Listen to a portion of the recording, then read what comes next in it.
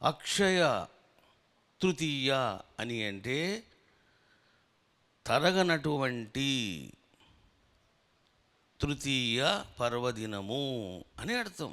ఏం చేయకూడదు ఈ అక్షయ తృతీయ నాడు అని అంటే, నేను చెప్పాను కదా, నువ్వు మంచి చేస్తే మంచి తరగని విధంగా ఉంటుంది, చెడు చేస్తే తరగని విధంగా ఉంటుంది. అందువల్ల ఆ రోజున నెంబర్ 1 మాంసాహారం తినకూడదు, నెంబర్ 2 మధుపానం చేయకూడదు, నెంబర్ 3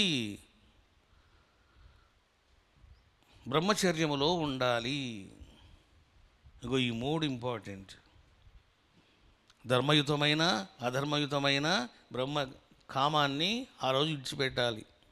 ఇక ఆ రోజు అబద్ధాలు చెప్పకూడదు, అసత్యం చెప్పకూడదు. చూసారా, అసత్యం చెప్పకూడదు, చాడీలు చెప్పకూడదు, విమర్శలు చేయకూడదు, వీలైనంత మౌనం, కంప్లీట్ మౌనం. లేదా మాట్లాడవలసిన అవసరం వస్తే 1-2 మాటలే అంతే. అనవసరమైన మాటలు మాట్లాడకూడదు. ఇవన్నీ శాస్త్రం చెప్పిన పలుకులు చెప్తున్నాం మీకు, నా సొంత పైత్యం కాదు.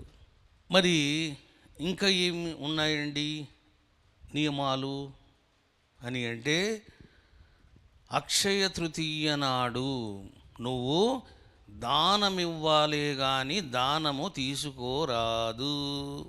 ఇది గుర్తుపెట్టుకోండి. ఇంకా ఇప్పుడు చూడండి, అక్షయ తృతీయ నాడు ఎవరో వచ్చారు, నీకు బొట్టు పెట్టారు, ఈ వెండి గ్లాస్ తీసుకోండి అన్నారు. తీసుకోమాక. Don't take any gift. ఎవరి నుంచి ఎవడు అసలు ఏం తీసుకోవద్దు ఆ రోజు. మీరే కాదు, అసలు ఆ రోజు నేను కూడా తీసుకోను. ఆ రోజు డబ్బులు ముట్టుకోకూడదు.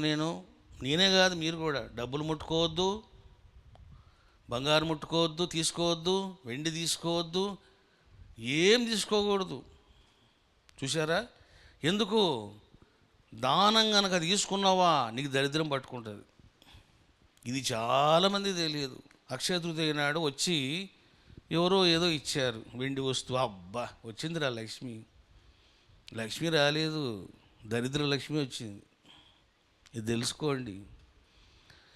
అక్షయ తృతీయ నాడు ఎవరైనా మీకు ఇంటికి వచ్చి ఇది మీకు గిఫ్ట్గా ఇస్తున్నాము, ప్రసాదంగా ఇస్తున్నాము అంటే డోంట్ టేక్, తీసుకోమాకండి. ఏం తీసుకోకూడదు.